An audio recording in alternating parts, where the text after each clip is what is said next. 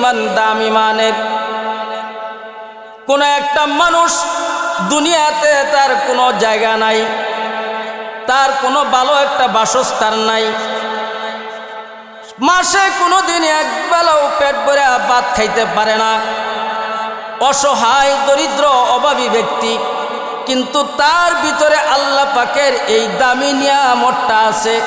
ওই বান্দা আল্লাহ রাব্বুল আলামিনের কাছে এত দামি, তো দামি, সারা কায়নাত থেকেও আল্লাহর কাছে ওই বান্দাটা দামি।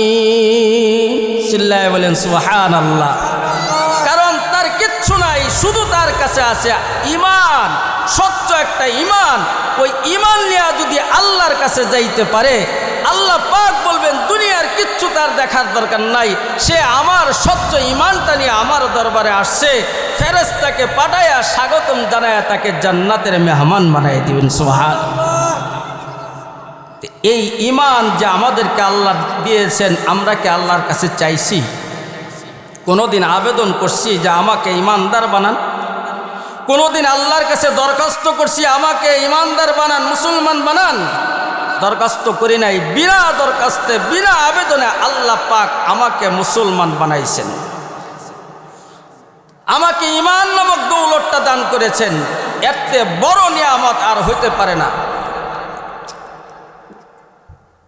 দুনিয়ার যত বড় বাদশা আছে, সারা দুনিয়ার রাজত্ব জিতে তার কাছে থাকে, যদি ঈমান নামক দৌলতটা তার কাছে না থাকে, মৃত্যুর পরে আল্লাহ কি তার সাথে ভালো ব্যবহার করবে না খারাপ ব্যবহার করবে? ওই ব্যক্তির দাম নাই, ওই ব্যক্তিকে আল্লাহ পাক প্রক্ষেপ করবেন না। না, এমন ব্যক্তির দরকার নাই, সে আমার দুশমন। ঈমান ছাড়া যদি সারা দুনিয়ার মালিক হয়েও যদি কবরে যা, ওই ব্যক্তির দাম আল্লাহর কাছে বিন্দু পরিমাণ হবে না, একটা মশার পরিমাণও দাম আল্লাহর কাছে ওই ব্যক্তির নাই। এমন ব্যক্তি যদি দুনিয়া ভরপুর থাকে, এই জাতীয় ব্যক্তি যদি সারা দুনিয়া ভরপুর হয়ে যায়, সারা পৃথিবীর ভিতরে যদি বেঈমান দ্বারা ভরপুর হয়ে যায়, এই বেঈমানের জন্য আল্লাহ পাক আসমান জমিন এই কায়নাতটাকে টিকায় রাখবেন না। পক্ষান্তরে যদি একজন মুমিন, দুনিয়াতে একজন মুমিন আছে কিন্তু সমাজের মধ্যে খুব অসহায়, দুর্বল, অসহায়, সমাজের মধ্যে তার কোনো দাম নাই, এমন ঈমানদার ব্যক্তি যতদিন দুনিয়ার জমিনে বেঁচে থাকবে, ততদিন আল্লাহর আসমান জমিনও ঠিক থাকবে। সুবহানাল্লাহ। তাহলে এই ঈমানটা কি আমরা কবরে নিয়ে যাইতে পারবো কিনা, এই ব্যাপারে এই সূরাতুল আনফালে এই 3টা আয়াতের মধ্যে আল্লাহ পাক বিস্তারিত বলে দিয়েছে। এই ঈমানটা টিকায় রাখার জন্য কি কি শর্ত, ঈমানকে টিকায় রাখার জন্য আমাদের কি কি করতে হবে, এই 5টা গুণ আমাদের অর্জন করতে হবে। এই 5টা গুণ যার ভিতরে থাকবে, এই 5টা গুণের গুণী হয়ে যদি কোনো মুমিন কবরে যা, আল্লাহ পাক তাকে জান্নাতের মেহমান বানায় দিবেন। সুবহানাল্লাহ। এই কথাগুলো আপনাদের সামনে আমি বলার জন্য ইচ্ছা করেছি। আপনারা শুনতে রাজি আছেন তো ইনশাআল্লাহ? 5টা গুণের কথা আল্লাহ এখানে বলছেন, এরপরে 3টা পুরস্কারের কথা বলছেন, যে 5টা গুণ যার ভিতরে থাকবে আল্লাহ পাক তার ব্যাপারে সার্টিফিকেট দিতেছেন যে সে সত্যিকার অর্থে মুমিন। এমন মুমিনের জন্য আল্লাহ পাক 3টা পুরস্কার দিবেন। আমরা এই 5টা গুণ শুনবো নিজে আমলের নিয়তে, আমি সর্বপ্রথম আমার আমলের নিয়তে, এরপরে যদি আপনারা আমল করেন আপনাদের উপকার হবে। এই 5টা গুণ আর 3টা পুরস্কার, এই কথাগুলো মোটামুটি আপনাদের সামনে বলার চেষ্টা করব, আপনারা যদি ধৈর্য সহকারে শুনেন ইনশাআল্লাহ। আল্লাহ রাব্বুল আলামিন কোরআনে পাকে ঘোষণা করেন, ইন্নামাল মুমিনুনা আল্লাযীনা ইযা যুকিরাল্লাহু ওয়াজিলাত কুলুবুহুম ওয়া ইযা তুলিয়াত আলাইহিম আয়াতুহু যাদাতহুম ঈমানা ওয়া আলা রাব্বিহিম ইয়াতাওয়াক্কালুন। আল্লাহু আকবার। আল্লাহ রাব্বুল আলামিন ঘোষণা করেন, ও দুনিয়ার মানুষ, ও আমার দুনিয়ার আমার বান্দা বান্দি শুনো, তোমরা যদি আসল অরিজিনাল মুমিন হতে চাও, একজন পারফেক্ট মুমিন যদি তুমি হতে চাও, সচ্চ সত্যিকার অর্থে মুমিন যদি তুমি হতে চাও, তাহলে এই সত্যিকার অর্থে মুমিনের কিছু গুণ আছে, গুণগুলো শুনে নাও। এই গুণগুলো শুনে শুনে যদি তোমার ভিতরে ফিট করতে পারো বান্দা, তাহলে তুমি দামি তো দামি হইবা। দুনিয়াতে যেই তোমার লাঞ্ছনা গঞ্চনা ছিল, আমি আল্লাহ তোমাকে সমস্ত মুসিবত থেকে বিপদ আপদ থেকে উদ্ধার করে আমার নিয়ামতপূর্ণ জান্নাতের মেহমান বানায় দিব। এই 5টা গুণের মধ্যে 1 নাম্বার গুণ হলো ইন্নামাল মুমিনুনা আল্লাযীনা ইযা যুকিরাল্লাহ ওয়াজিলাত কুলুবুহুম। মুমিনের 1 নাম্বার গুণ হলো যখন মুমিনের সামনে আল্লাহর নাম উচ্চারণ করা হয়, যখন কোনো বান্দার বান্দির সামনে যখন আমার নাম আল্লাহ পাকের নাম নেওয়া হয়, আল্লাহ পাকের আলোচনা করা হয়, তখন ওই বান্দার অন্তরটা আল্লাহর ভয়ে, আল্লাহর ভালোবাসা, আল্লাহর মোহাব্বতের কারণে তার অন্তরটা কেঁপে ওঠে। আল্লাহর ভয়, আল্লাহর ভালোবাসায় তার অন্তর কেঁপে ওঠে। আল্লাহর নাম নেওয়া হয়েছে, এখানে আল্লাহর কথা বলা হয়েছে, শোনার সাথে সাথে তার অন্তরটা কেঁপে ওঠে। ওয়াজিলাত কুলুবুহুম, তার অন্তরটা কম্পন শুরু হয়ে যা। কেন কম্পন হয়? যা আমার আল্লাহর নাম লওয়া হয়েছে, আমার মাওলা পাকের নাম নেওয়া হয়েছে। এই ভয়ে, এই আশঙ্কা, এই মহাব্বতে তার অন্তরটা কাঁপতে থাকে। এর 2টা ব্যাখ্যার কথা বলা হয়েছে। মুফাসসিরিনে কেরাম 2টা ব্যাখ্যা করেছেন। একটা হলো আল্লাহর নাম শোনার পরে তার অন্তর কেঁপে ওঠে, ভয় জাগ্রত হয়ে যায়। আরেকটা ব্যাখ্যা হলো সে আল্লাহর নামের জিকিরি করতে থাকে। এই 2টা ব্যাখ্যা। আল্লাহর ভয় যার ভিতরে থাকবে, এই গুণ যার ভিতরে থাকবে, সে যদি রিক্সাওয়ালাও হয়, সে একজন আলেম থেকে দামি হবে। সে যদি একজন খেতে কর্মচারী কাজ করে সেও দামি হয়ে যাবে। সে যদি একজন কামার হয়, সেও দামি হয়ে যাবে। সে যদি একজন মুচি হয়, তার দামটাও আল্লাহর কাছে অনেক বেড়ে যাবে। সুবহানাল্লাহ। এই গুণগুলো যদি থাকে, এই গুণ যার ভিতরে থাকবে, সে ব্যবসার মধ্যে আজান শোনার সাথে সাথে তার দাড়ি পাল্লা বন্ধ হয়ে যাবে। আজানের শোনার সাথে সাথে তার ছাটার বন্ধ হয়ে যাবে, ক্ষেতের কাজ বন্ধ হয়ে যাবে, ব্যবসা বাণিজ্য বন্ধ হয়ে যাবে। সমস্ত জিনিস থেকে সে ফারেক হয়ে আল্লাহর ভালোবাসা, আল্লাহর মোহাব্বতে সে মসজিদে চলে আসবে। আল্লাহর ভয় যদি তার ভিতরে থাকে, এরকম ভয় ওলার একটা ঘটনা আমি আপনাদের সামনে বলি। হাকিমুল উম্মত হযরত আশরাফ আলী থানভী রহমতুল্লাহ আলাইহির কিতাবের মধ্যে এই ঘটনা লিখছে।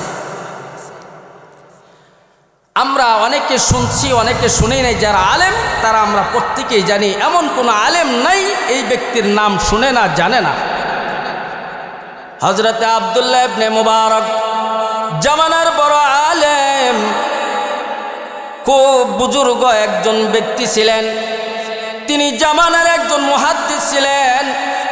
তিনি অত্যন্ত বুজুর্গ একজন ব্যক্তি ছিলেন। ওই জামানার আলেম, ওই জামানার ওলি যখন দুনিয়াতে বিদায় হয়ে যায়, সমসাময়িক একজন ব্যক্তি তাকে স্বপ্নে দেখলো, আরেক বুজুর্গ স্বপ্নে দেখলো আব্দুল্লাহ ইবনে মুবারক দুনিয়াতে বিদায় হয়ে গেছে। ওই জামানার একজন ব্যক্তি তাকে স্বপ্নে দেখলো যে আব্দুল্লাহ ইবনে মুবারক। তিনি জিজ্ঞাসা করলেন, ও ইবনে মুবারক, আপনার সাথে আপনার মাওলা কি ধরনের আচরণ করেছে, ব্যবহার করেছে? আমার জানতে ইচ্ছা হয়, কারণ আপনি তো দুনিয়ার জমিনে একজন বুজুর্গ ছিলেন, ওলি ছিলেন। আপনার সাথে আল্লাহ কি ধরনের আচরণ করলো আমার জানতে ইচ্ছা হয়। আব্দুল্লাহ ইবনে মুবারক বলেন, ভাই তুমি যদি শুনতে চাও আমি তোমাকে শোনাই। আমার মাওলা পাক আমার সাথে উত্তম আচরণ করেছে, সুন্দর ব্যবহার করেছে। তবে আশ্চর্যের ব্যাপার হলো, শুনো, আমার বাড়ির সামনে একজন কামার ছিল, কামার যে হাতুর দিয়াল দাও কুদাল খুন্তি বানা, এমন একজন কামার ছিল। আমার মাওলা আমার থেকেও বেশি ভালো ব্যবহার আমার বাড়ির সামনে কামারের সাথে করেছে। সুবহানাল্লাহ। একজন কামারের সাথে আমার থেকে আব্দুল্লাহ ইবনে মুবারকের থেকেও বেশি সম্মান দেখাইছেন। এই স্বপ্ন দেখার পরে স্বপ্ন ভেঙে গেল, জাগ্রত হয়ে গেলেন, মনের ভিতরে অস্থিরতা। হাইরে, আব্দুল্লাহ ইবনে মুবারক জামানার একজন ওলি, এই ওলির থেকেও একজন কামারের সাথে আল্লাহ উত্তম ব্যবহার করেছে। না জানি তার কোনো গোপন আমল আছে, যেই গোপন আমলের কারণে আল্লাহ পাক তাকে এত পছন্দ করেছে। মনের ভিতরে আবেগ জাগলো, ওই কামারের সাথে তো আমার সাক্ষাৎ করার দরকার। হাঁটি হাঁটি পা পা করে করে আব্দুল্লাহ ইবনে মুবারকের বাড়ির কাছে গেল। বাড়ির সামনেই তো কামারের বাড়ি। যায়া বাড়িতে জিজ্ঞাসা করলো, ডাক দিল, বাড়িওয়ালা ভাই কে আসো? ভাই বাড়ির থেকে বের হয়ে আসো। তার ছেলেরা বের হয়ে আসলো। কে গো আপনি? কেন আমার পিতাকে খুঁজতেছেন? কারণ কি? কারণ কি? বলতেছে, তোমার আব্বা দুনিয়াতে বিদায় হয়ে গেছে। তোমার আব্বা এমন কি আমল করেছে, গোপন আমল, যেটা আমরা জানি না। আল্লাহ পাক তার সাথে এত সুন্দর আচরণ করেছে, ভালো ব্যবহার করেছে। স্বয়ং আব্দুল্লাহ ইবনে মুবারকের থেকেও বেশি ভালো ব্যবহার করেছে। সন্তানরা বলতেছেন, এই গোপন সংবাদ তো আমরা জানি না।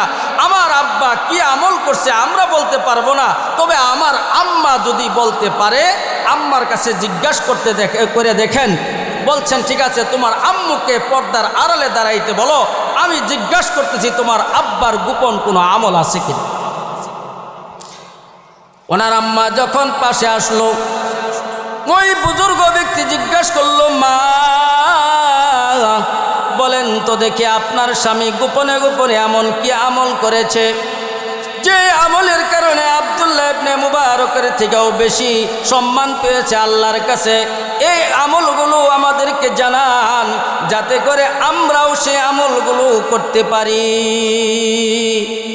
ওই আব্দুল্লাহ ইবনে মুবারকের থেকে বেশি ব্যবহার করেছে। কামারের স্ত্রী ডাকতে বলেন, বাবা তেমন কোনো ভালো কাজ আমার তেমন একটা জানা নাই, তবে ছোট্ট ছোট্ট দুইটা আমল আমার জানা আছে। আমার স্বামী একজন কামার ছিল, সারাদিন কামারের কাজ করত, সারাদিনে লোহা পিটাইত, সংসার খুব অভাবের ছিল, ভালো কোনো কাজ করতে পারে নাই, ভালো কোনো খাবার খাইতে পারে নাই, ভালো কোনো পোশাক পরিধান করতে পারে নাই, বেশি বেশি ইবাদত করতে পারে নাই। তবে আমার স্বামীর এমন একটা আমল ছিল, যখন মসজিদের মাইক থেকে আজানের শব্দ, আল্লাহর শব্দটা আসতো, আমার স্বামী হাতুড়া উঠাইতো, ওই আজানের আওয়াজ শোনার সাথে সাথে পিছন দিয়েই হাতুড়টা ফেলে দিত, আর সামনে আনতো না। আমার স্বামীর একটা আমল আমি দেখছি, আর মনে মনে বলতো, রব্বুল আলামিন, দুনিয়ার মানুষে তো আমাকে কামার বলে ডাকে, দুনিয়ার মানুষের কাছে তো আমি কামার হিসেবে পরিচিত। ও আল্লাহ, তুমিও কি হাসরের ময়দানে আমাকে কামার বলে ডাক দিবা কিনা? আমাকে কামার বলে তুমি ডাকবা কিনা? আল্লাহর কাছে আবেদন করতো, আল্লাহ তুমি আমাকে কামার বলে ডাকিও না। দুনিয়ার মানুষ আমাকে কামার বলে ডাকে, আর তুমিও যদি আমাকে কামার বলে ডাকো, আমি সহ্য করতে পারবো না। তুমি যদি আমাকে একবার বান্দা বলে ডাকো, আল্লাহ একবার যদি আমাকে বান্দা বলে সম্বোধন করো, আল্লাহ আমার সকল দুঃখ কষ্ট সব কিছু নিমিষেই শেষ হয়ে যাবে। আল্লাহর কাছে বলতেছেন, আল্লাহ তুমি আমাকে কামার বলে ডাকিও না। এই যে দেখো না, তোমার বয়া আমি হাতুড়ি ফেলে দিলাম, তোমার ইবাদত ইবাদতের জন্য আমি রেডি হয়ে গেলাম, তোমার আওয়াজ, তোমার শব্দ, তোমার ডাক আমার কানে পড়ছে, আমি আর কাজ করতেছি না, কাজ বন্ধ করে দিলাম, তোমার ডাকে আমি সাড়া দিয়া তোমার ঘরে রওনা দিলাম, ইবাদতের জন্য রওনা দিলাম।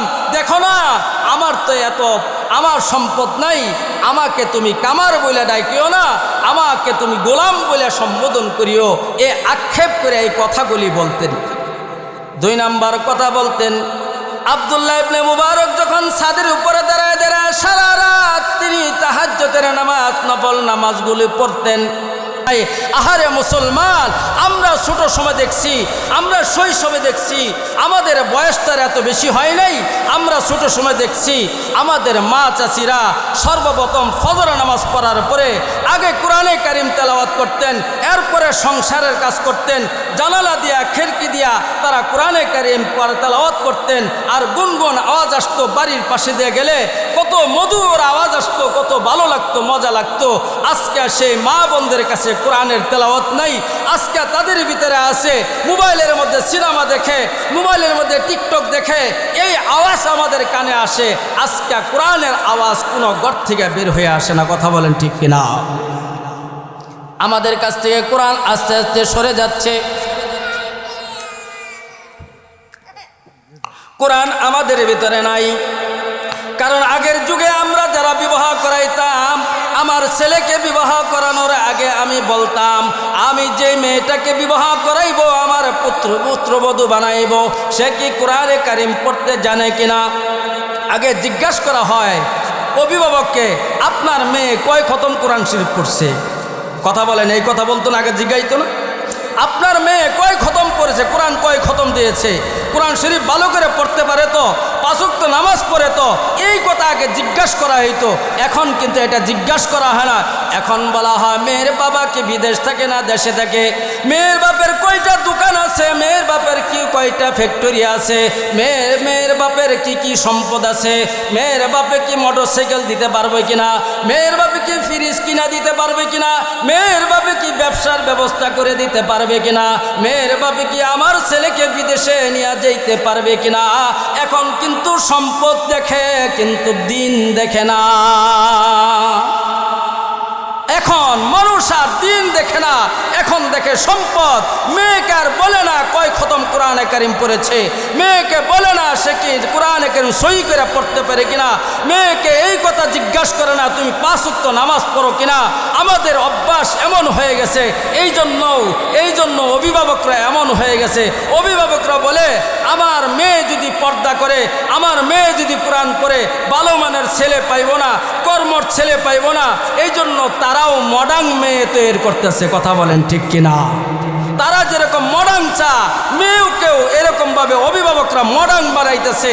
কারণ মডার্ন মেয়ে বানাইলে সহজে সে বিবাহ দিতে পারবে, সহজে সে এটাকে অন্যের কাছে পৌঁছাই দিতে পারবে। শুনবেন, দিলের কান দেয়া কথাগুলো শুনবেন।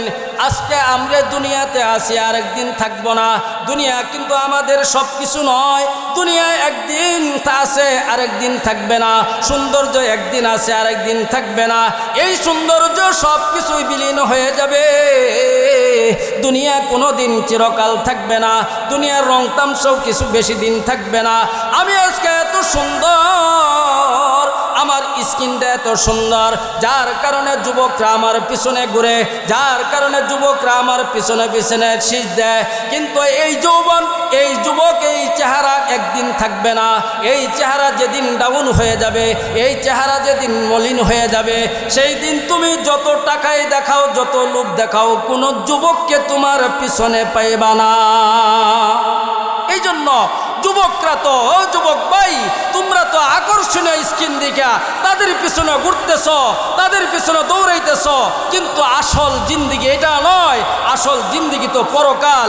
তার ভিতরে দিনদারি কতটুকু আছে, তার ভিতরে আমানতদারি কতটুকু আছে, আল্লাহর ভয় কি পরিমাণ আছে। এমন একজন মেয়েকে যদি বিবাহ করতে পারো, এমন একটা মা যদি সন্তানের জন্য উপহার দিতে পারো, তাহলে এমন মার ঘর থেকে এখনো আব্দুল কাদের জিলানির মতো সন্তান দুনিয়াতে আসবে। কথা বলেন ঠিক কিনা? কিন্তু দিদি, আমি মডার্ন মেয়েকে বিবাহ করি, বেপরদা একজন মেয়েকে বিবাহ করি, যে কোরআন পড়তে পারে না, যে নামাজটা পারে না, যে শরীয়তের বিষয়গুলি বুঝে না এমন একটা মেয়েকে যদি আমি বিবাহ করি আর বলি এই মেয়ের ঘর থেকে যেন আমার একজন আদর্শ সন্তান আসে, একজন দিনদার সন্তান আসে, একজন সমাজের শ্রেষ্ঠ সন্তান যদি আসে, এই আশা করাটা তার জন্য ভুল, কখনো সম্ভব না। এমন মায়ের ঘর থেকে কখনো নেককার সন্তান পাওয়ার আশা করা যায় না।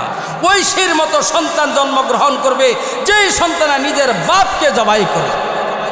এই জন্য আমরা আমাদের মেয়েদেরকে আমরা দিন শিখাইব, আমাদের ছেলেদেরকে দিনদার একটা মেয়ের ব্যবহার করানোর চেষ্টা করব, কারণ এটা আমার উপর দায়িত্ব। আল্লাহ রসুল বলছেন কুল্লুকুম রাইন ও কুল্লুকুম মাসউলুন রায়াতিহি। ওই দুনিয়ার মুসলমানরা শুনো, তুমি একজন পিতা, তুমি একজন বাড়ির অভিভাবক, তুমি একজন মেম্বার, তুমি সমাজের অভিভাবক, তুমি একজন চেয়ারম্যান, তুমি ইউনিয়নের অভিভাবক, তুমি একজন রাষ্ট্রপ্রধান, তুমি এই বাংলাদেশের অভিভাবক। তোমার দায়িত্ব হলো এই মানুষদেরকে দিনের ভিতরে আনা, তোমার দায়িত্ব হলো মানুষগুলোকে আখেরাত চেনানো, তোমার দায়িত্ব হলো এই ব্যক্তিগুলোকে নামাজি বানানো। তুমি যদি দায়িত্ব পালন না করো তাহলে আল্লাহ পাকের আদালতে একদিন তোমাকে দাঁড়াইতে হবে। কথা বলেন ঠিক কিনা? সেদিন কিন্তু আমার সঙ্গে কেউ থাকবে না, আল্লাহর কাছে জবাবদিহি করতে হবে। আল্লাহ রসুল বলছেন কুল্লুকুম রাইন ও কুল্লুকুম মাসউলুন আন রায়াতিহি। তোমরা প্রত্যেকেই দায়িত্বশীল, তোমাদের দায়িত্ব সম্পর্কে আল্লাহর কাছে জিজ্ঞাসিত হতে হবে। এই জন্য আমরা যেন আল্লাহর কাছে জিজ্ঞাসিত না হই, আজকে থেকে ওয়াদা করব আমার সন্তানকে, আমার ছেলেকে বিবাহ করাইব একজন দিনদার পরিবার দেখা, দিনদার মেয়ে দেখা আমার ছেলেকে বিবাহ করাইব।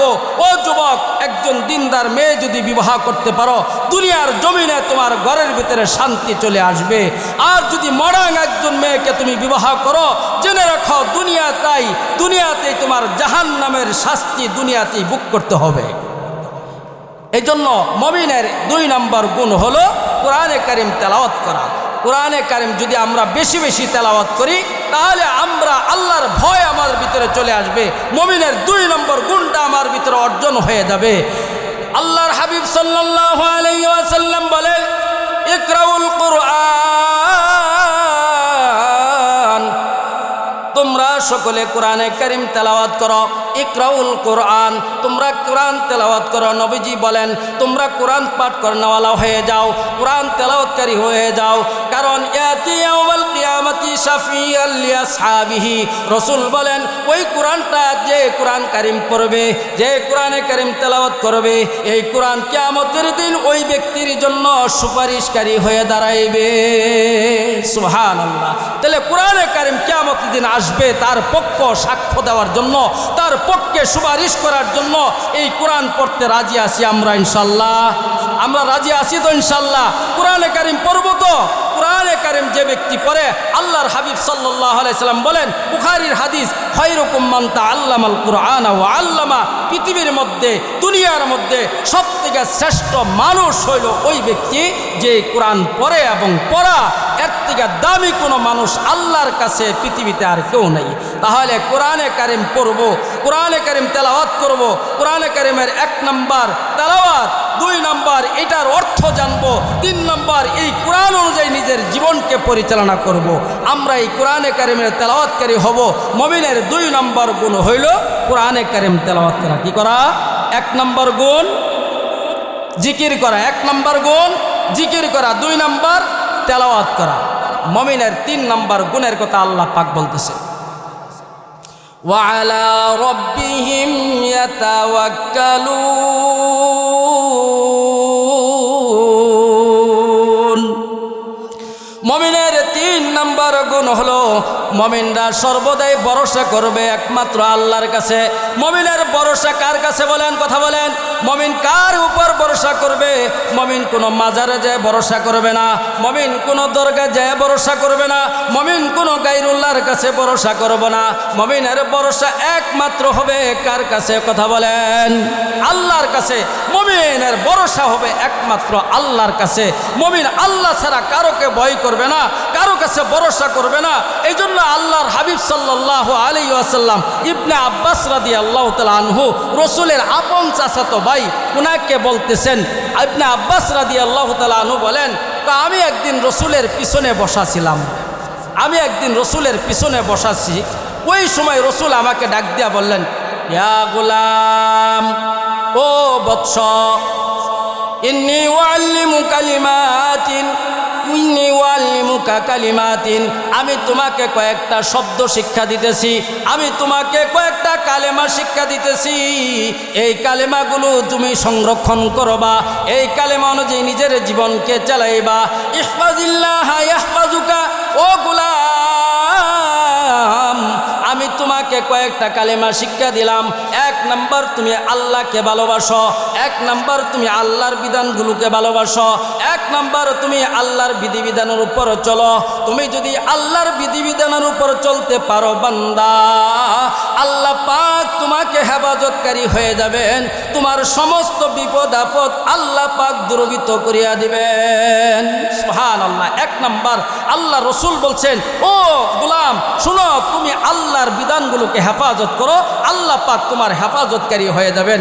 এরপরে বলছেন, ইহফাজিল্লাহ তাজিদুহু তুজাহাকা, তুমি যদি আল্লাহকে বিশ্বাস করো, তুমি যদি আল্লাহর হুকুমগুলি পালন করো, জেনে রাখো আল্লাহকে তোমার সঙ্গে পাইবা। সুবহানাল্লাহ। আল্লাহ তোমার সঙ্গী হয়ে যাবেন, তোমার সঙ্গী হবেন আল্লাহ পাক। এরপরে আল্লাহ রসুল বলেন, ইদা সালতা ফাসআলিল্লাহ, তুমি যখন কোনো কিছু চাওয়ার প্রয়োজন পড়বে আল্লাহর কাছে চাইবা। তোমার যা কিছু চাওয়ার তুমি চাইবা আল্লাহর কাছে, কোনো দরগার কাছে চাইবা না, কোনো পিসাবের কাছে চাইবা না, কোনো বন্ডের কাছে চাইবে না, কোনো গায়রুল্লাহর কাছে চাইবা না, কোনো সৃষ্টিজীবের কাছে চাইবা না। তাহলে চাইতে হবে কার কাছে? আল্লাহর কাছে। এই জন্য তো নবী আলাইহিস সালাতু ওয়াস সালামের সাহাবাগণ ওনারা এমনভাবে ইমানটাকে গঠন করছেন যে ওনার একটা জুতার ফিতা ছিঁড়ে গেল আল্লাহর কাছে আগে চাইতেন। কার কাছে চাইতেন? সাহাবারা আগে আল্লাহর কাছে চাইতেন। জ্বর হয়েছে, শরীর অসুস্থ, আগে আল্লাহর কাছে চাইতেন, এরপরে ডাক্তারের কাছে যাইতেন। ওনাদের তাওয়াক্কুল, ওনাদের চাওয়া ভরসা সব কিছু ছিল আল্লাহর কাছে। কিন্তু আমাদের অবস্থা কি? আমরা সন্তান চাই যায় মাজারের ভিতরে, আমরা সাহায্য চাই মানুষের কাছে, আমরা এইভাবে গায়রুল্লাহর কাছে মুখাপেক্ষী হয়ে গেছি। অথচ আল্লাহ রসুল ইবনে আব্বাসকে বলতেছেন, তোমার যদি কোনো কিছু চাওয়ার থাকে চাইবা কার কাছে? আল্লাহর কাছে। ওয়াইজাস্তাআনতা ফাস্তাইন বিল্লাহ, যখন তোমার কোনো সাহায্যের প্রয়োজন পড়বে তখন তুমি আল্লাহর কাছে সাহায্য চাইবা। সাহায্য চাইবা একমাত্র আল্লাহর কাছে, আল্লাহ ছাড়া কারো কাছে সাহায্য চাইবা না। কারণ সাহায্যের মালিক হলেন আল্লাহ। বিপদ দেওয়ার মালিককে, সাহায্য করার মালিককে। তা যে আল্লাহ বিপদ দিয়েছেন ওই আল্লাহ সাহায্য করবেন। তাহলে বিপদ দেওয়ার মালিক আল্লাহ, সাহায্য করার মালিক আল্লাহ। তাহলে আমাদের চাওয়া, আমাদের সাহায্য কামনা করা কার কাছে? আল্লাহর কাছে। সাহায্য চাইবো একমাত্র আল্লাহর কাছে। এরপরে আল্লাহ রসুল বলেন, ও আলাম, হে ইবনে আব্বাস শুনে রাখো, ভালো করে জেনে রাখো, দুনিয়ার সমস্ত উম্মত যদি একত্রিত হইয়া তোমার কোনো বিষয়ে ক্ষতি করতে চা, তাহলে দুনিয়ার সমস্ত মানুষ মিলিত হয়েও তোমাকে ক্ষতি করতে পারবে না। তবে যতটুকু আল্লাহ পাক তোমার তকদিরে লিখছেন এর বেশি ক্ষতি তোমার করতে পারবে না। আরও জেনে রাখো, দুনিয়ার সমস্ত মানুষ মিলিত হয়ে যদি তোমার উপকার করতে চা, কল্যাণ করতে চা, তাহলে তোমার ভাগ্যে আল্লাহ পাক যতটুকু কল্যাণ রাখছেন এর বেশি তোমাকে উপকার করতে পারবে না। কার কথা এটা? আল্লাহ রসুলের কথা। আল্লাহ রসুল বলছেন, আমাদের ভরসা, আমাদের তাওয়াক্কুল, আমাদের আশা, আমাদের চাওয়া, আমাদের কামনা সব কিছু উপরওয়ালা থেকে হবে, আল্লাহ থেকে হবে। আল্লাহ যদি আমাকে সাহায্য না করেন দুনিয়ার সমস্ত মানুষ মিলেও আমাকে সাহায্য করতে পারবে না। এরপর আল্লাহর হাবিব সাল্লাল্লাহু আলাইহি ওয়াসাল্লাম বলেন, তিরমিজির হাদিস, লাউ আন্নাকুম তাতাওয়াক্কালুনা আলাল্লাহি হাক্কা তাওয়াক্কুলিহি লারাযাকাকুম কামা ইয়ারযুকুত তাইর তাগদু খিমাসান ওয়া তারুহু বিতানা। নবীজি সাল্লাল্লাহু আলাইহি ওয়াসাল্লাম বলেন, তোমরা যদি সমস্ত মানুষ যদি তোমরা আল্লাহর উপর ভরসা করো, আল্লাহর উপর তাওয়াক্কুল করো, যথাযথ ভরসা, সত্যি সত্যি যদি আল্লাহর উপর ভরসা করতে পারো বান্দা, ও দুনিয়ার মুসলমান, তোমরা যদি সত্যি সত্যি আল্লাহর উপর ভরসা করতে পারো তাহলে তোমাদেরকে এমনভাবে আল্লাহ পাক রিজিকের ব্যবস্থা করবেন যেমনিভাবে পাখিদেরকে আল্লাহ পাক রিজিকের ব্যবস্থা করে দিয়েছেন। পাখিদেরকে যেইভাবে আল্লাহ পাক রিজিকের ব্যবস্থা করছেন তোমাদেরকে আল্লাহ পাক ওইভাবে রিজিকের ব্যবস্থা করে দেবেন। সুবহানাল্লাহ। এরপরে আল্লাহর হাবিব বলেন তাগুদু খিমাসা ওয়া তারুহু বিতানা। দেখো না পাখিরা সকালবেলা খালি পেটে বের হয়ে যা। পাখিদের কোনো গোডাউন নাই, পাখিদের কোনো ক্ষেত খামার নাই, পাখি জানেও না তার কোন ক্ষেতের ভিতরে তার রিজিক আল্লাহ পাক লেগে রাখছেন, কোন সাগরের মাছ তার পেটে যাইবে পাখি জানে না। একমাত্র আল্লাহর উপর ভরসা কইরা যখন বাসার থেকে বের হয়ে যায়, সারাদিন ঘুরে ঘুরে পেটটা ভরপুর করে সন্ধ্যার সময় আবার বাসার ভিতরে ফিরে আসে, পেটটাকে ভরপুর করে নিয়ে আসে। তাহলে পাখির রিজিক কে দিছেন? পাখির রিজিক দিছেন আল্লাহ। এই জন্য আল্লাহ বলতেছে, আল্লাহ রসুল বলেন তোমরা যদি আল্লাহর উপর পরিপূর্ণ ভরসা রাখতে পারো তাহলে তোমাদেরকে পাখির নেই রিজিকের ব্যবস্থা করে দিবেন। পাখিরা যেরকম সকালবেলা খালি পেটে বের হয়ে যা, সন্ধ্যার সময় ভরপুর পেট নিয়ে বাসায় ফিরে, আল্লাহ পাকও তোমাদেরকে রিজিকের ব্যবস্থা এইভাবে করে দিবেন। সুবহানাল্লাহ। তাহলে মুমিনের 3 নম্বর কাজ কি? মুমিনের 3 নম্বর গুণ হলো আল্লাহর উপর ভরসা করা। কি করা? আল্লাহর উপর ভরসা করা। এই 3টা জিনিস একসাথে আমরা বলার চেষ্টা করব। 1 নম্বর মুমিনের 1 নম্বর গুণ হইল জিকির করা। কি করা? জিকির করা। মুমিনের 1 নম্বর গুণ জিকির করা। 2 নম্বর তেলাওয়াত, 3 নম্বর ভরসা। 1 নম্বর জিকির, বলেন 1 নম্বর জিকির, 2 নম্বর তেলাওয়াত, 3 নম্বর তাওয়াক্কুল, ভরসা। এটা শুধু আমার নিজের জন্য না, আপনারা প্রত্যেকেই মুখস্থ করবেন যাতে আমাদের ভিতরে আমল আসে, আমরা আমল করতে পারি, সবক। এই জন্য মুমিনের 3 নম্বর গুণ হলো মুমিনের সর্বদাই ভরসা করবে কার উপর? আল্লাহর উপর।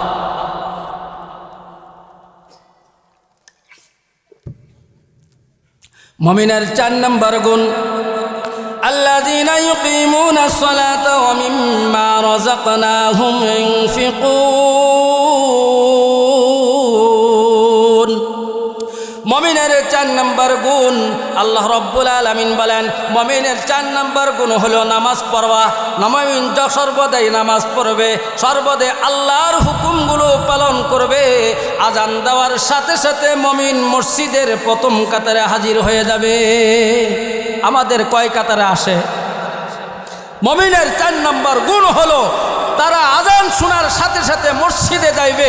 মসজিদের প্রথম কাতারে দাঁড়ানোর জন্য পারাপারি লাগবে, মারামারি লাগবে, কে সামনের কাতারে আগে যাইতে পারে, প্রতিযোগিতা শুরু হয়ে যাবে। এমন প্রতিযোগিতা আমাদের মসজিদের মধ্যে হয় কিনা?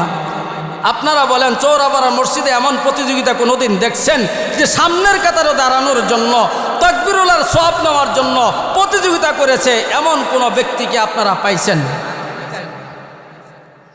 আমার কথাগুলি আপনাকে কষ্ট লাগতেছে, খারাপ লাগতেছে?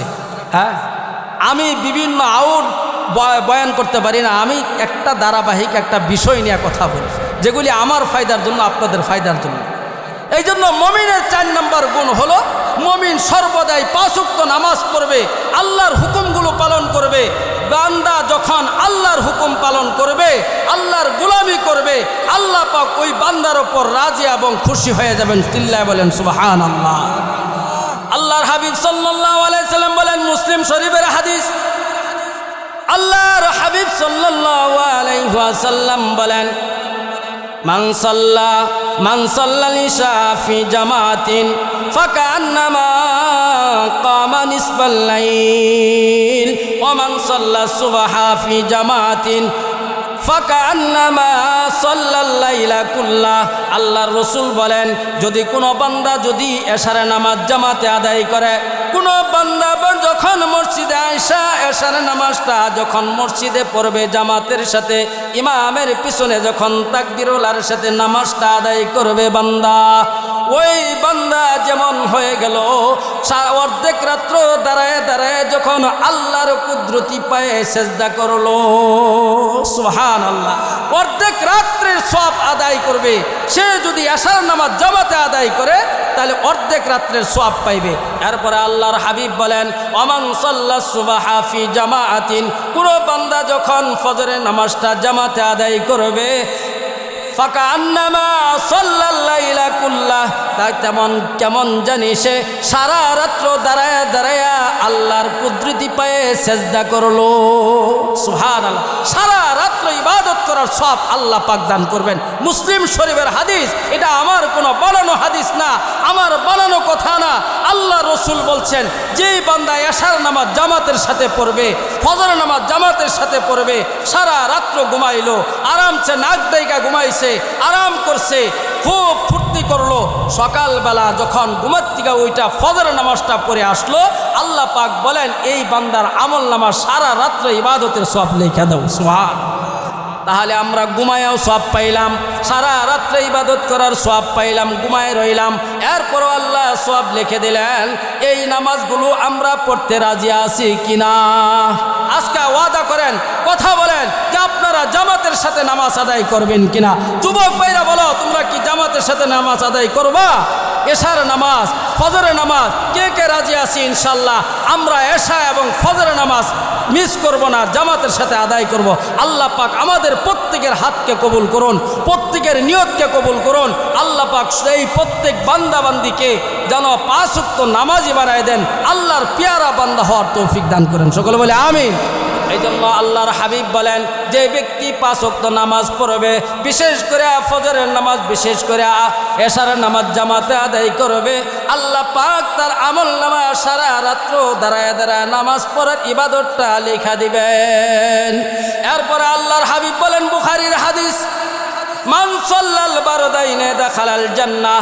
আল্লাহর হাবিব সাল্লাল্লাহু আলাইহি ওয়াসাল্লাম বলেন, যে ব্যক্তি ফজরের নামাজ আর আসরের নামাজ, 2 ঠান্ডার নামাজ আদায় করবে, আল্লাহ পাক ওই বান্দা বান্দিকে জান্নাতের মেহমান বানায় দিবেন। সুবহানাল্লাহ। তাহলে যে ব্যক্তি মান সাল্লার বারদাইনে দাখালাল জান্নাহ, যে ব্যক্তি 2 ঠান্ডার নামাজ পড়বে, একটা হলো সকালের ফজরের নামাজ, আরেকটা হলো আসরের নামাজ, এই 2 ওয়াক্তের নামাজ যেই বান্দাবান্দি পড়বে, আল্লাহ পাক তাকে জান্নাতের মেহমান বানায় দিবেন। আমরা রাজি আছি তো ইনশাআল্লাহ? জান্নাতের মেহমান হইতে চাই। তাহলে আমরা যদি জান্নাতের মেহমান হইতে চাই, আমাদের এই গুণগুলো অর্জন করার দরকার আছে না নাই? তো মুমিনের 4 নম্বর গুণ হলো মুমিন নামাজ পড়বে। মুমিন কি করবে? নামাজ পড়বে। মুমিনের 5 নম্বর গুণ, আল্লাযীনা ইউকিমুনাস সালাতা ওয়া মিম্মা রাযাকনাহুম ইউনফিকুন। মুমিনের 5 নম্বর গুণ হলো, আল্লাহ বলেন, আমার দেওয়া রিজিক আমি যা আমার বান্দাবান্দিকে দিয়েছি, আমি যেই সম্পদ আমার বান্দাকে দিয়েছি, ওই সম্পদ থেকে আমার বান্দা দান করবে, গরিবদেরকে দান করবে, মাদ্রাসায় দান করবে, মসজিদে দান করবে, অসহায়দেরকে দান করবে, আমার রাস্তা দান করবে।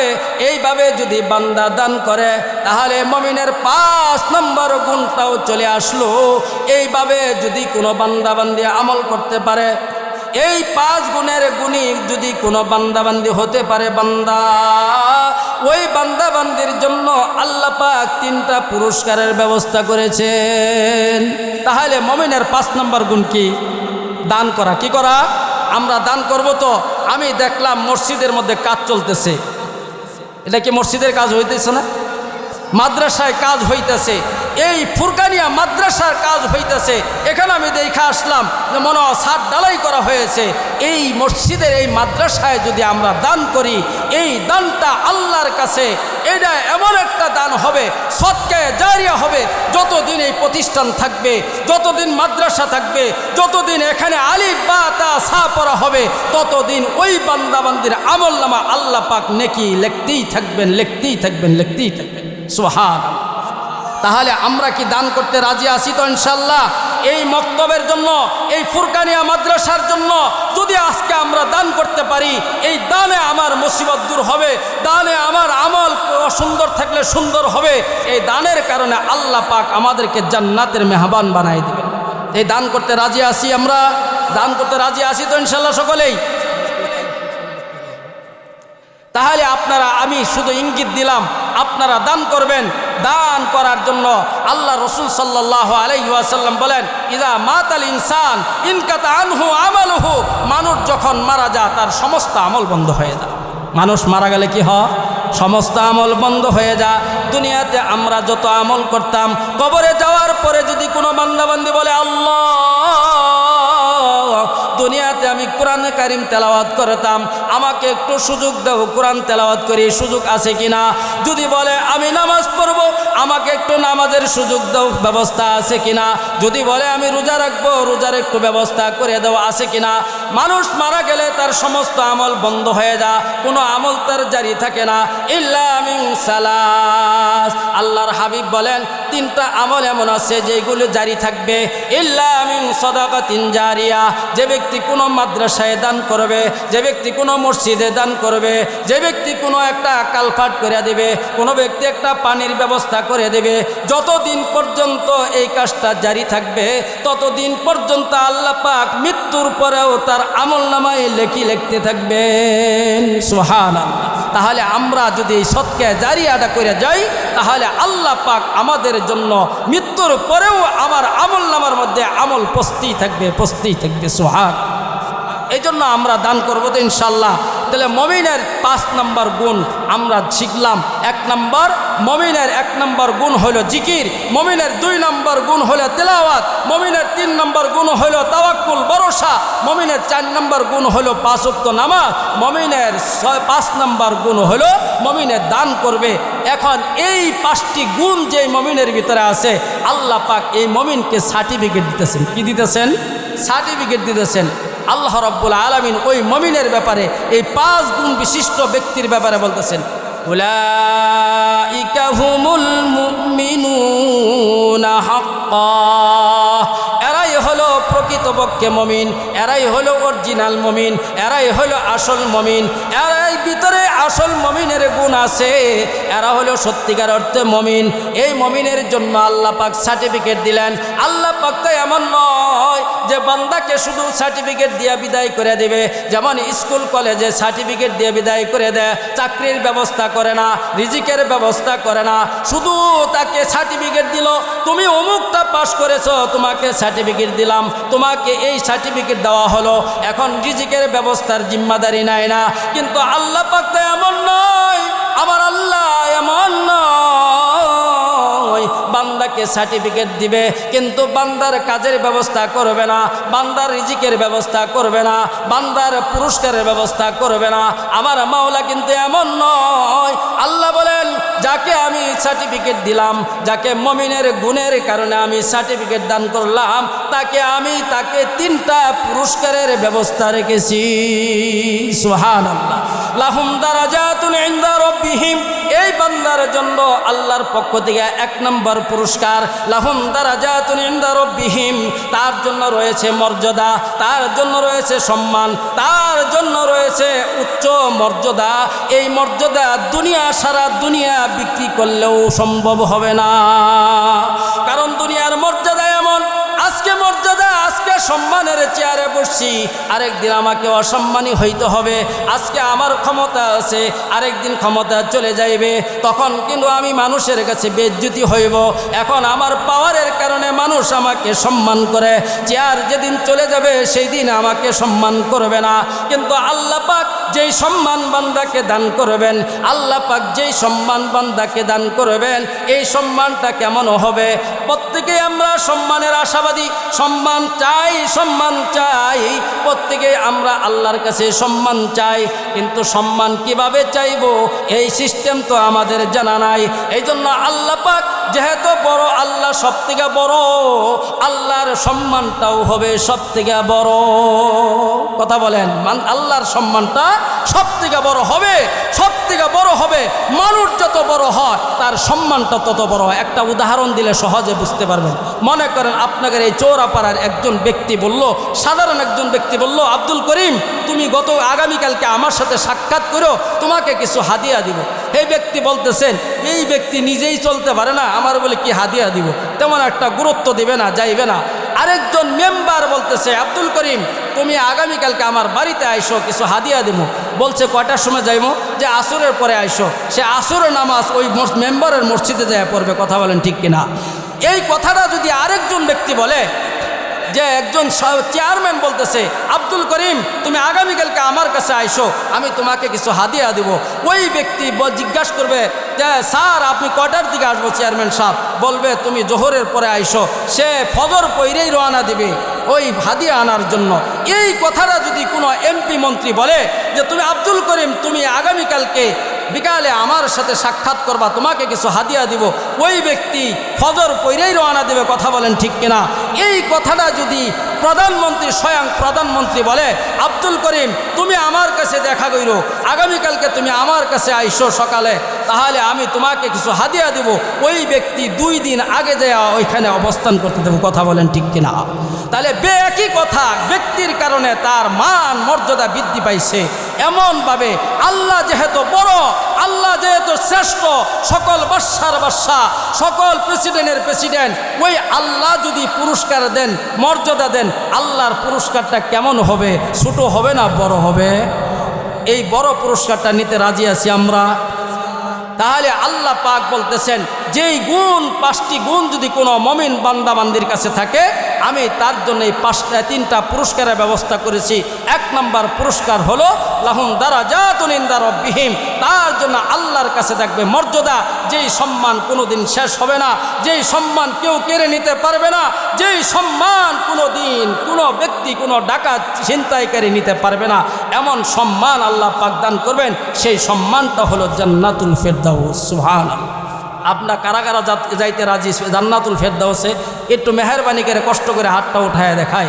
আল্লাহ পাক যেন আমাদের সকলকে জান্নাতুল ফেরদাউসের মেহমান বানায় দেন, সকলে বলি আমিন। তাহলে মমিনকে আল্লাহ পাক 1 নম্বর পুরস্কার দিবেন, তাকে মর্যাদা দান করবেন, শ্রেষ্ঠত্ব দান করবেন।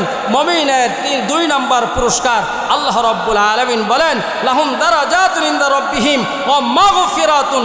মমিনের 2 নম্বর পুরস্কার আল্লাহ পাক দিবেন, তাকে পুরস্কার দিবেন, তাকে ক্ষমা করে দিবেন। বান্দা দুনিয়াতে থাকা অবস্থা কত গুনাহ শয়তানের দোকায় পড়ে করছে, কত অন্যায় করেছে, আমার বান্দা যখন আমার এই 5টা গুণ নিয়ে আমার কাছে আসবে, আমি আল্লাহ গাফফার, আমি আল্লাহ রহমান, আমি আল্লাহ রহিম, আমি যদি এই বান্দাকে মাফ না করি, আমার গাফফার নামের ইজ্জত থাকবে না। আল্লাহ পাক ওই বান্দার সকল গুনাহগুলি মাফ করে দেবেন। সুবহানাল্লাহ। আল্লাহ বলতেছেন আমার বান্দা দুনিয়াতে কষ্ট করে আসছে, দুনিয়া ঠিক মতে খাইতে পারে নাই, দুনিয়াতে ঠিক মতে ঘুমাইতে পারে নাই, দুনিয়াতে শান্তি মতে সে চলাফেরা করতে পারে নাই। আমার বিধান রক্ষার জন্য সে রাত্রির বেলা আরামে ঘুমাইতে পারে নাই, শীতের বেলা ঘুমোর থেকে উইটা ঠান্ডা পানি দিয়ে ওযু করে করে আমার দেখা করার জন্য, আমার সাথে কথা বলার জন্য মসজিদে হাজির হয়ে গেছে। আমার জাহান্নামের ভয়ে আমার বান্দা রাত্রের কনকনে শীতের মধ্যে মসজিদে হাজির হয়ে গেছে। যেই বান্দা আমার এই ভয়ে জাহান্নামের ভয়ে আমার বান্দা দুনিয়াতে এত কষ্ট করে আসছে, দুনিয়াতে টেনশন বুক করে আসছে, দুনিয়াতে এত বিপদ কাটায় আসছে, ওই বান্দা যখন আমার কাছে আসছে, আমি আল্লাহ ওই বান্দার সমস্ত গুনাহগুলি মাফ করে দিলাম। আল্লাহ পাক ওই বান্দার সমস্ত গুনাহ মাফ করে দিবেন। এরপরে আল্লাহ পাক বলেন লাহুম দারাজাতুন ইনদা রাব্বিহিম ওয়া মাগফিরাতুন। 3 নম্বর পুরস্কার হলো রিজকুন কারীম। আল্লাহ পাক তাকে সম্মানের রিজিক দান করবেন। কিসের রিজিক? সম্মানের রিজিক দান করবেন। কেমন সম্মান? অসম্মানের রিজিক না। আপনাকে খাওয়ানোর উপরে কটু কথা বলে দিল, যে আপনাকে খাওয়ানোর উপরে আপনাকে বদনাম করলো, খালিকে এমন যদি করে তাহলে বেজ্জতির খানা হলো। যেই খানা সম্মানের খানা, এমন খানা হবে যে খানা খাওয়ানোর পরে আরও বলবে ভাইজান আপনাকে কষ্ট দিয়েছি, আইনা আপনাকে তৃপ্তি মতো খাওয়াইতে পারলাম না, আপনার সম্মান মতো আমি খানার ব্যবস্থা করতে পারলাম না, মাফ করে দিবেন, ক্ষমা করে দিবেন, আপনাকে যথাযথ মেহমানদারি করতে পারি নাই। তাহলে বলেন এই খানাটা অসম্মানের না সম্মানের? সম্মানের খানা। খাওয়াইছে, আপ্যায়ন করেছে, আবার তাকে এই আপ্যায়নের জন্য ক্ষমাও চাই নিছে। আল্লাহ পাক তাকে সম্মানের রিজিক দান করবেন। এই সম্মানের রিজিক জন্য আমাদের এই চৌরাপাড়ার সকল যুবক যুবতী বিদ্যা যত বয়সের লোক আছে সর্বস্তরের লোককে যেন আল্লাহ পাক সম্মানের খানার ব্যবস্থা করে দেন। সকলে বলে আমিন। এই চৌরাপাড়াতে আল্লাহ পাক যেন সম্মানের রিজিকের ব্যবস্থা করেন, অসম্মানের রিজিক যেন আমাদেরকে না দেন। আল্লাহ পাক যেন কুদরতিভাবে আমাদেরকে সম্মানের রিজিকের ব্যবস্থা করেন। সকলে বলে আমিন। এই জন্য আল্লাহ পাক আমাদেরকে সম্মানের রিজিকের ব্যবস্থা করে দিবেন। এই সম্মানের রিজিক কোথায় পাওয়া যাবে? এই সম্মানের রিজিক পাওয়ার জন্য যায় ঠিকানা হলো কোথায়? জান্নাত। কোথায়? জান্নাত। আল্লাহ রাব্বুল আলামিন বলেন, যখন এই বান্দা বান্দি এই 5টা গুণ নিয়ে আসবে, 5 গুণে গুণী মুমিন যখন আমার কাছে আসবে, ও বান্দা তুমি যখন আমার কাছে 5টা গুণ নিয়ে আসলা, জান্নাতের মেহমান হয়ে গেলা, তাহলে এখন তোমাকে জান্নাতে স্বাধীনতা দিলাম। দুনিয়ার জমিনে তো তুমি স্বাধীনতা পাও নাই, দুনিয়ার জমিনে তো তুমি যেমনি ইচ্ছা চলতে পারো নাই, দুনিয়ার জমিনে যা ইচ্ছা তাই বলতে পারো নাই, দুনিয়ার জমিনে যা ইচ্ছা তাই দেখতে পারো না। দুনিয়ার জমিনে তুমি সীমাবদ্ধের ভিতরে ছিলা, জমিনের ভিতরে তুমি আমার আল্লাহর হুকুমের নির্দেশের ভিতরে ছিলা, বাহিরে যাইতে পারো নাই, মনের স্বাধীন মতো চলতে পারো নাই। আজকে জান্নাতে আসছো, আমার নিয়ামতপূর্ণ জান্নাতে আসছো বান্দা, আমি আজকে তোমাকে স্বাধীনতা দিলাম, আমি তোমাকে পূর্ণাঙ্গ স্বাধীনতা দিলাম। তোমার মনে যা চাইবে, তুমি যা করতে চাইবা, তোমার খাইতে যা মন চাইবে, তোমার যা দেখতে মন চাইবে, আমি আল্লাহ তোমার চাওয়ার সাথে সাথে পুরা করে দিব। সুবহানাল্লাহ।